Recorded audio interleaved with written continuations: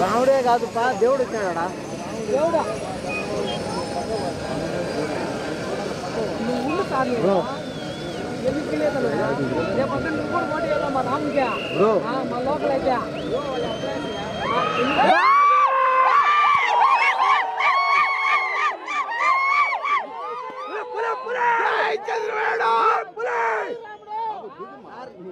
ఏం చేయలేదు సార్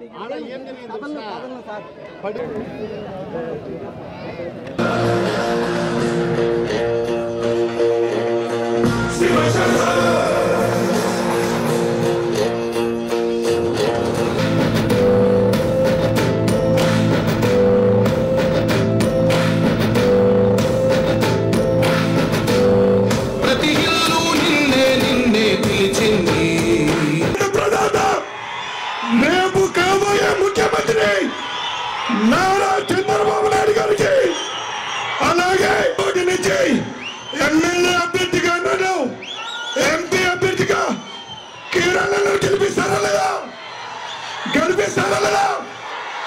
భారీ మెజార్టీతో గెలిపిస్తారా లేదా మన రాయచోటి అభివృద్ధి కావాలా మన రాయచోటికి అభివృద్ధి కావాలా జగన్మోహన్ రెడ్డి గుండెలో రాయలు పరిగెత్త గుర్తు పెట్టుకోండి జగన్మోహన్ రెడ్డి అనేవాడు రాయచోటి కంచుకోట అంటున్నాడు కంచుకోట బీటలు ఒకటే చెప్తున్నా తెలుగుదేశం పార్టీ కార్యకర్తల కోసం తెలుగుదేశం పార్టీ కోసం రాబోయే 20 సంవత్సరాలు 20 ఏళ్ల తర్వాత మా తల్లిదండ్రులు నాకు జన్మనిస్తే రాజకీయంగా నాకు జన్మనిచ్చింది ఎవరు పెద్ద ఆయన చంద్రబాబు నాయుడు గారు ఆయన ఇచ్చిన అవకాశాన్ని వదులుకోకుండా తప్పకుండా 30,000 మెజారిటీతో గెలువు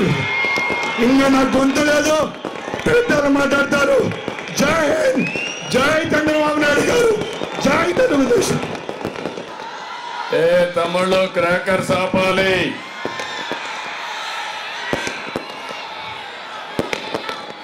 ఇంకా మళ్ళీ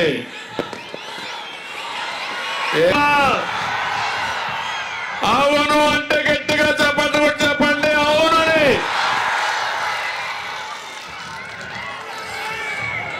ఈ రాయచోటిలో కాంగ్రెస్ పని అయిపోయింది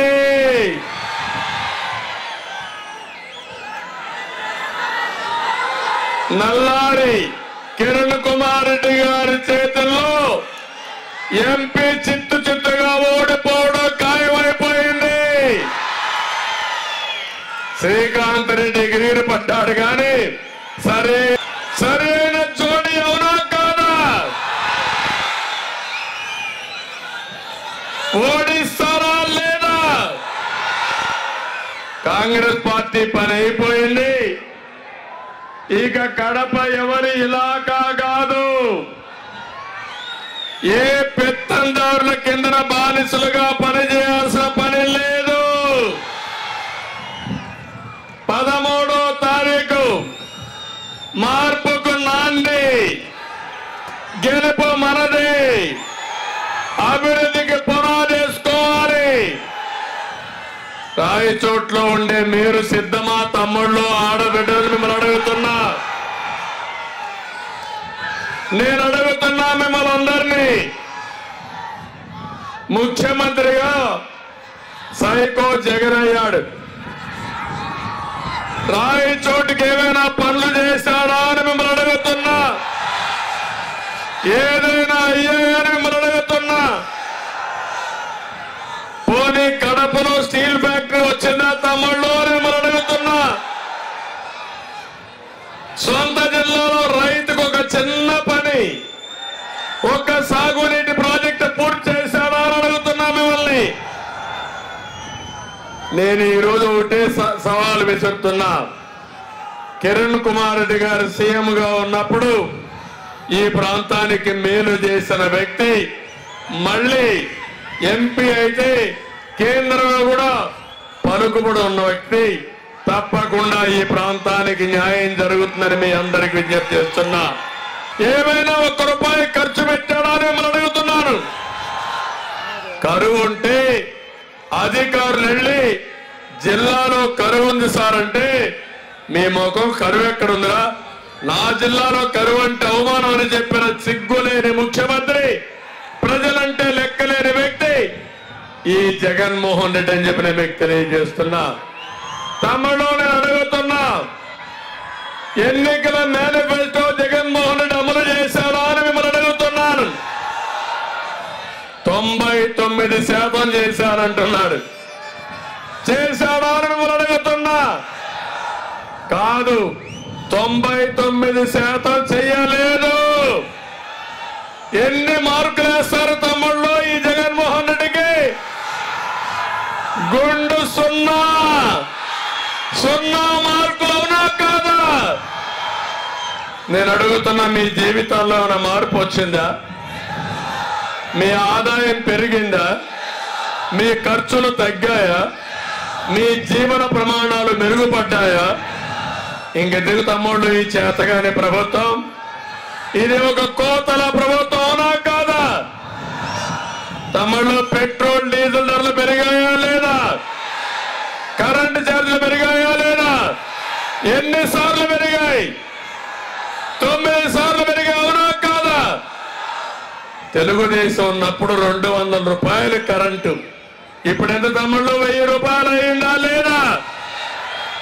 పోనీ మా తమ్ముళ్ళు కొంత బలహీనత ఉంది మందు బాబులకి, సాయంత్రం అయితే ఒక క్వార్టర్స్ పడుకోవడం, తెల్లవారితో మళ్ళా కష్టపడడం, ఇది ఆసరాగా తీసుకుని ₹60 బ్రాండీని ఎంత కమ్ముతున్నాడు తమ్ముళ్ళు ఈరోజు? 200, అవునా కాదా? గారు ప్రభుత్వ ట్రెజరీకి పోయే పరిస్థితి వచ్చింది. నిత్యావసర వస్తువుల ధరలు పెరిగాయా లేదా అని మిమ్మల్ని అడుగుతున్నారు.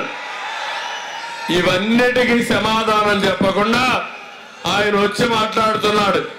నేను ఇచ్చిన హామీలన్నీ నెరవేర్చాను, అన్ని కూడా అయిపోయినాయి, ఇంటీరియం రిలీఫ్ ఇస్తున్నాడా లేదా?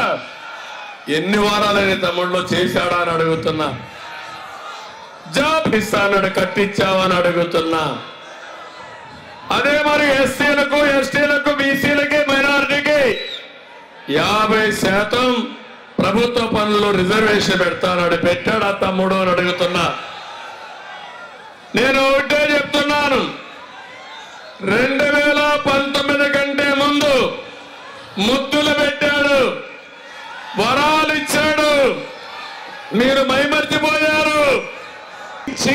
బెంగళూరుకి రైల్వే లైన్ శాంక్షన్ చేస్తే ఆ రైల్వే లైన్ కి 190 కోట్లు ఆంధ్రప్రదేశ్ ప్రభుత్వం కట్టిన తర్వాత ఆ రైల్వే లైన్ ని జగన్మోహన్ రెడ్డి, మిథున్ రెడ్డి క్యాన్సిల్ చేసి పులివెందుల పై నుంచి తీసుకోబోతున్నాడు.